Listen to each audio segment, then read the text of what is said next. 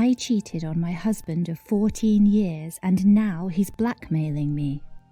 I think I cheated on my husband. How can I stop this? I'm posting on here because I do not have anyone in my life with whom I can trust with this. If I tell my friends, they will either tell my husband or their friends. I'm even risking him catching me by posting on a public platform. But he has no idea about what has happened and I changed names. I highly doubt he would find out about this. All I need is some advice because I don't know what to do and the guilt is killing me. I feel like I'm a bad wife and I'm scared of my husband finding out. I'm married. How could I let something like this happen? I must confess to someone that I've cheated on my husband.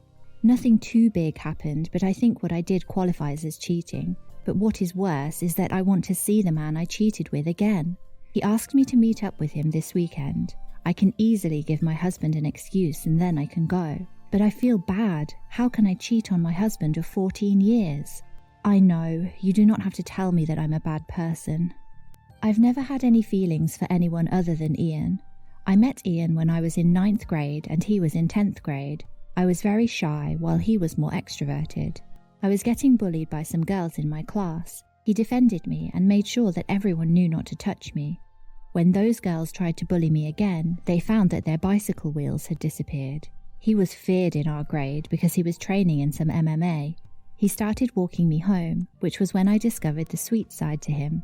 He lived with his mum and helped her with everything. He was the kind of person to help old ladies cross the street. When he asked me to be his girlfriend, I could not believe my luck. The other girls told me that he was going to leave me for someone prettier, but he never left me. After high school, we went to the same college, graduated, and then got married and had our first kid. Our marriage was perfect. I could never imagine anyone else other than him. The way I loved him more than myself. We have a lot of sacrifices for each other. We've been down and out together. Our connection is such that I can tell what he's thinking without him knowing. Many of my friends and relatives envy me because I have the perfect husband who is a good father. They would all think that I'm mad for cheating on him. They will all stop talking to me and they will support him if he decides to leave. That is because they see no wrong in him. He's a good man. They do not see the monster that is behind the doors. He started abusing me when we were still in high school. He would slap me when I did not listen. Those were small bruises that I would cover with makeup. I never dared to tell anyone what he did because I was afraid of what he would do to me. He was also my only protection. If I did not have him by my side, then people were going to bully me. I was nothing without him. He took care of me. He was the only one that cared about me. My parents were too focused on my 3 brothers. They never showed up when I won awards at school, but he did. The abuse got worse in our 2nd year of marriage. I was already used to him having outbursts and breaking things. He always made sure to hurt me when no one would see. He would buy me a new necklace or take me out for dinner afterwards. It was normal to me. I never thought that there was anything wrong with our relationship. I figured that every relationship was like that. In our 2nd year of being married, our son was about a year old. I was always tired. He was still breastfeeding and was always awake. I stayed at home and cleaned and took care of our child because he didn't want me to work. He did not want anyone to look at me. When I complained about loneliness, he went and found friends for me, the wives of his friends. I hated them. They were shallow, and all they cared about was spending their husband's money. I could never confide in them. When we fought, I was the one who had to apologize. One time I made the mistake of telling one of the ladies, Sophie, about what was happening. He had come home drunk, very angry and impossible, so I locked him out of our room while I slept in our room with my son. When I woke up in the morning, he refused to speak to me. He did not punish me or apologize. So I confided in Sophie because I was a bit upset. That night, he came home and he beat me to within an inch of my life. Everything from my legs, ribs, and my face was bruised and cut. It was the worst pain imaginable. The look in his eyes was one of utter coldness. He told me never to call him a drunkard and make his friends laugh at him again. I could go on recounting every single incident. I remember each one in detail, but that would be a full-length novel. I have been in a very abusive marriage for 14 years and I have not told anyone. I have told no one but Theo. I started volunteering for a school committee over the past few months. My husband approved. He rarely approves. He has been busy with work and he barely talks to me these months. These have been the least abusive months. Theo is the father of my son's friend. We've become friends over the past couple of months. We talk for less than 30 minutes a day at most, but he understands me. He values my opinions. He does not raise his voice at me. He's told me about how life without his late wife has been, and I've explained to him where each of my scars comes from. I have fallen in love with Theo. He knows I'm married, but he does not care. He just wants me to be happy. 2 days ago, Theo kissed me out of the blue.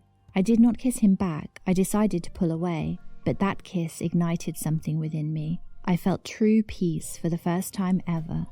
Every time I close my eyes, I see him. I see the love in his eyes and I'm gutted. I'm married. I have committed a big sin, and when my husband finds out, he will kill me. But Theo will not leave me alone. He has texted me. Every time I open the archive chat, I see his messages, but I do not respond. My husband is away this week. He will come back next week. Theo knows that, so has invited me to his cabin out of town, in a very remote area. I could leave my son with my mother. She will cover for me. He says he just wants to see me again, even if it's the last time. Then we can go back to being strangers. I do not want to lie. I want to see him again. Why do I feel this way? I need to find a way to get rid of these feelings. My husband might be a monster, but he does not deserve to be cheated on. I fear what he will do to me when he finds out. And then there is Theo. Would I be crazy to try and explore what's between us? Or maybe I should go and see him one last time, quit the committee, and never think about him again. What do you think I must do? Update, a couple of months later. I want to start off by saying that I'm sorry. I couldn't do it. I couldn't control myself and prevent myself from seeing him. After reading the comments, I decided to block him and never think of him again. This was a few days before the day he told me to meet him, but he was always on my mind. I kept thinking of all the things we had ever spoken about. I felt like a person, not a tool or an object like Ian makes me feel. I was angered by the fact that if I had said no at the altar 14 years ago, then I would not be in this mess. Maybe I would have met Theo earlier and I would not have a single scar on my body.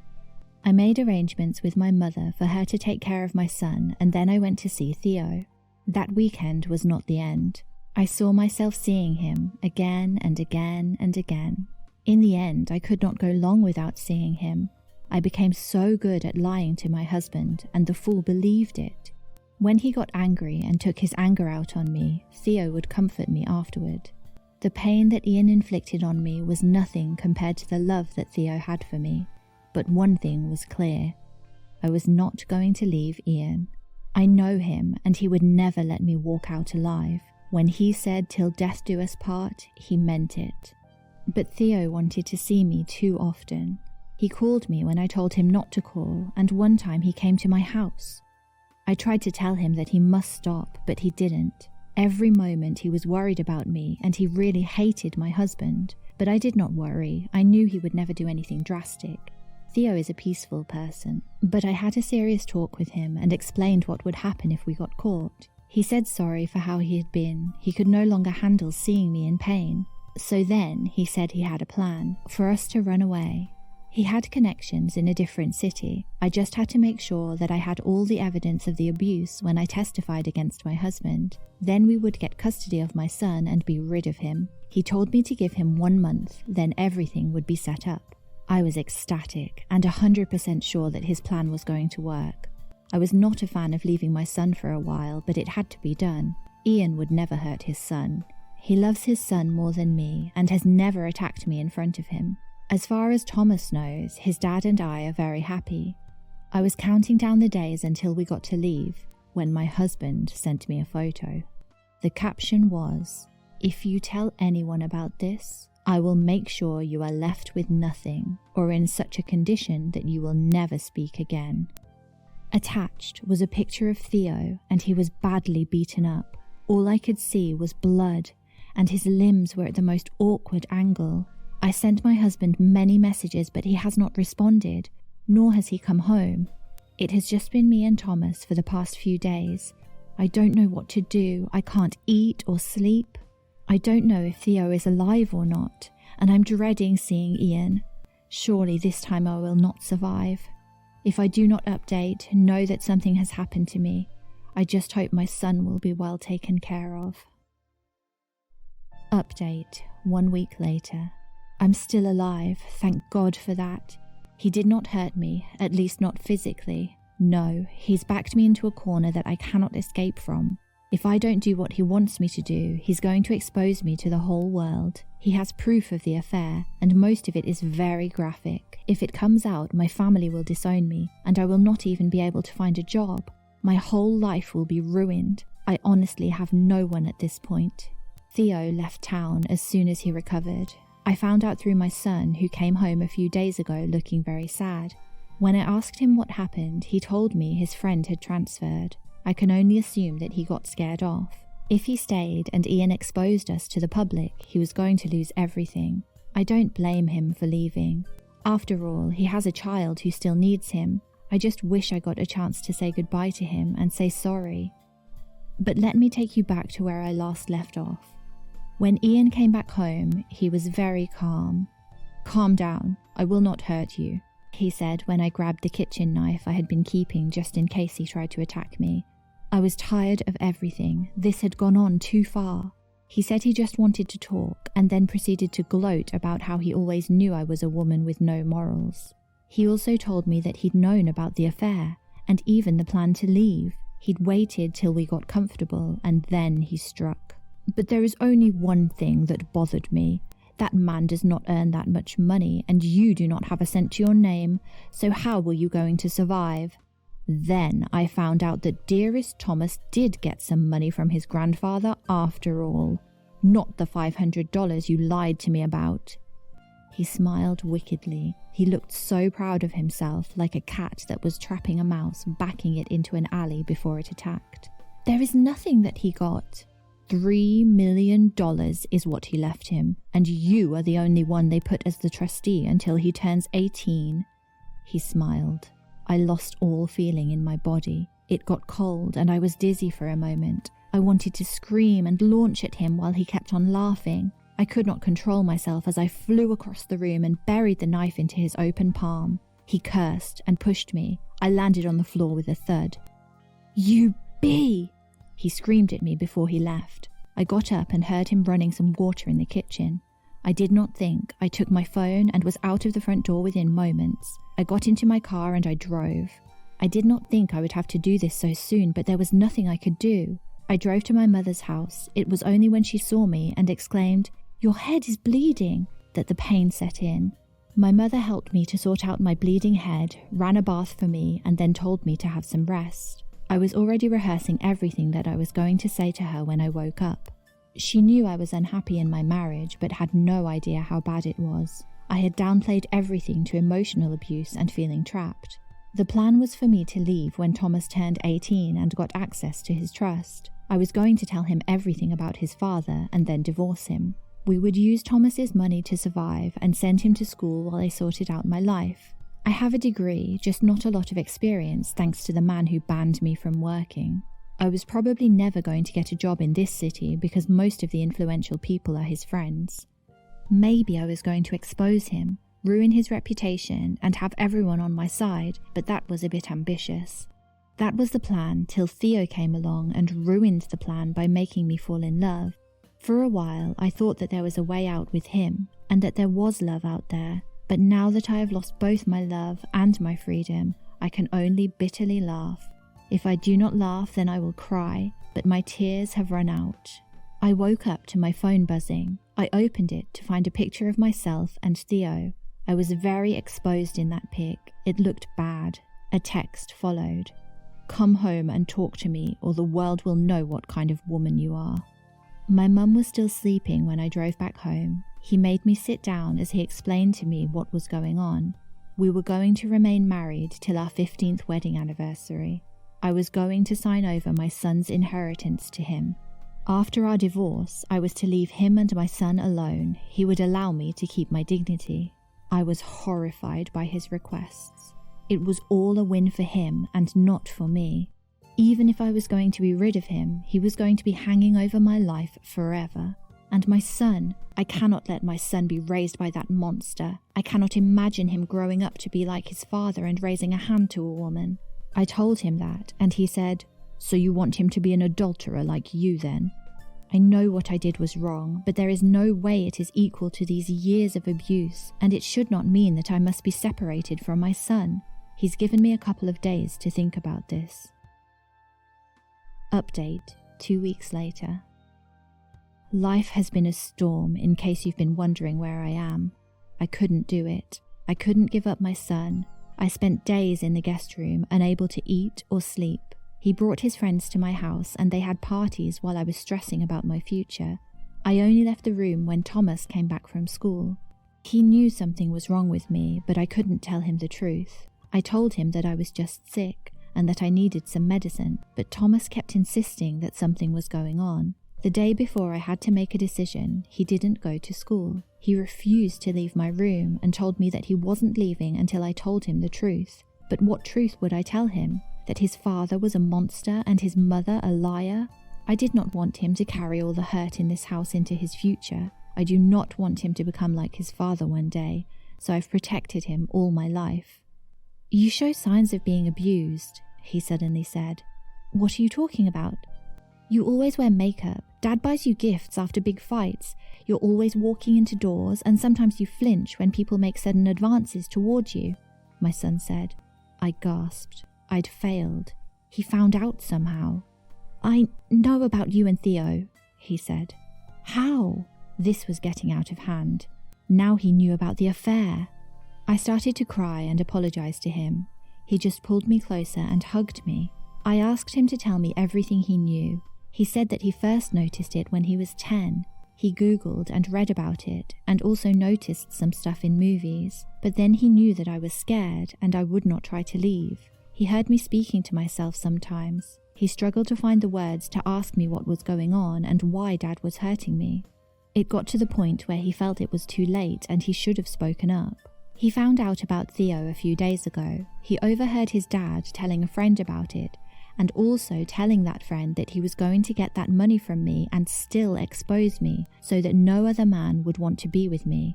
I knew it. He was never going to keep up his end of the deal. Anger, unlike any I have ever had before, flushed through me. I could have ripped him apart with that anger. I told my son that he had to go to school, which was the only way in which he could help me. He listened, and without hesitation he went to school, but he made me promise that we were going to leave soon.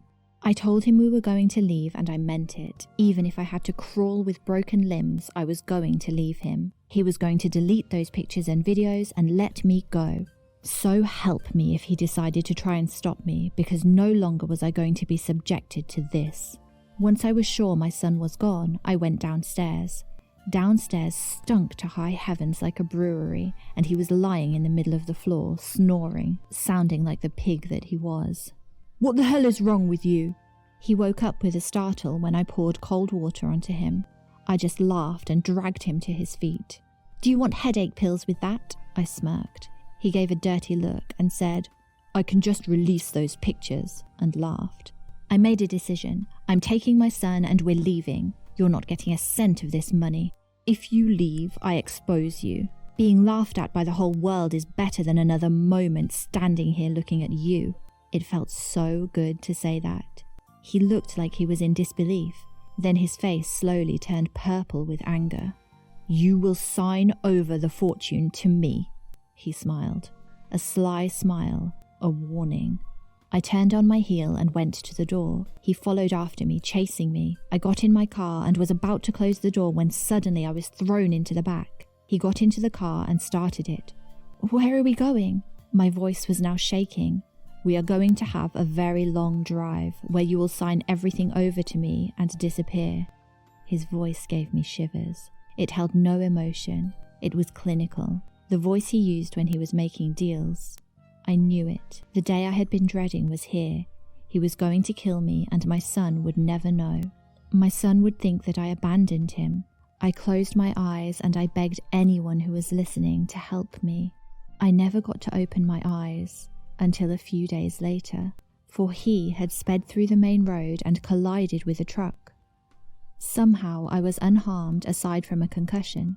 That is what the nurses are telling me, but I'm still trying to put everything together in my head. That is why I'm writing, so that I can retrace my steps. Update. The end. This is going to be my final update. It is over. The end has come, and I can still not quite believe it. He suffered internal bleeding in his brain and internal organs. He had to have about 2 surgeries back to back as the doctors battled to save his life. Since I was his next of kin, I was to authorize everything. I told them to do everything they could to make sure that he survived, for when he woke up, I was going to release hell on him. I was going to get revenge for all the pain he put me through. While he was in the hospital, I destroyed every single copy of those files that I could find, and then I made my mother the trustee of my son's inheritance. Then I waited, and I waited. In the 3 months that I waited for him to come back, I healed. I had some cuts, a concussion, and broken ribs, but everything was fine. I went to the hospital every day and sat by him. He looked so innocent, like the man that I had once loved before he became a monster. I was told to talk to him while he was still in the coma, but I chose not to, for I did not have any kind words to say to him. I wanted him to wake up. I had to tell his mother that this was what he had done to me. I had all the proof of the threats, the scars on my body, and Thomas's statement. As soon as he woke up, he was going to be arrested and we were going to get divorced. He was going to be left with no one. When his mum found out what he'd done, she was horrified. I can't fault her for anything. She's a good woman who thought that she'd raised her son well. She told me that it had been the same with his father. He had beaten her up, then cheated on her, leaving her with a 7-year-old. She'd tried her hardest to erase his memories and make sure that he grew up to be a good man, but he had always been a bit of a liar, and he had anger issues. "I never thought he would take them out on you like he did on the other girls," she said. "Before me?" I asked. She kept quiet. "How many times?" I asked. "He stopped when you fell pregnant," she said. I did not know what to say. She knew. She could have warned me because things got that bad. At the time I was younger. I could have restarted and had a good life. That evening I told the hospital that I wanted to sign over the rights to his medical decisions to his mother. He was not waking up. He was having a hard time waking up, and I knew that there was a chance that he would not wake up and I would have to pull the plug. I wanted her to be the one to make the decision. Ian and I would meet in another life and settle this score, but I would never give him the satisfaction of making me feel guilty. That night 3 months ago was the very last time that I went to the hospital. She kept him alive on those machines, hoping that he would wake up for a long time, even though everyone told her that there was no one left in there. She called me and texted me, telling me to please come and talk to him, but I blocked her number. The months without him were the best months of my life. My son and I redecorated our house. I got a new job, and we spent more time with each other. The house was filled with laughter every second of every day. We lived in harmony for a long time, such that we forgot. Then the news came last week. His mum pulled the plug. Ian was no more. I did not attend his funeral. Few people did. I spoke out about everything for the first time in my life and showed all the proof. People were shocked but supportive, and they condemned him. At his funeral, very few people were there, as Thomas told me. I did not go, but I agreed for his grandmother to take him with her. I knew that he did not want to, but that it was his father. He needed to do that. Everything that was his is now mine, and life insurance paid out well. I'm going to invest the money and also make sure Thomas has a good education. I'm also sending Thomas for therapy. He needs to heal from this. I don't want him to have any unresolved trauma. It would kill me if the generational curse carried on with him. It needs to die with his father. Also, guess who is alive and well? Theo. He had all this time to contact me, and he only does that now. He messaged me and asked if I wanted to meet with him. I'm still thinking about it. I'm not sure if I even want to be in another relationship ever again. It's the last thing on my mind. My priority is my son and also healing. I haven't responded to him. I don't think I will because I feel free right now, even more free than when I was with him. Things turned out well for OP in the end. She's happy, she has a nice life with her son. but she's trying to decide whether to meet up with Theo. What do you think she should do? Should she meet up with him again and give him a chance? Or should she forget about him, moving on with her new life, job, and focusing on her son? Let me know in the comments below. See you next time.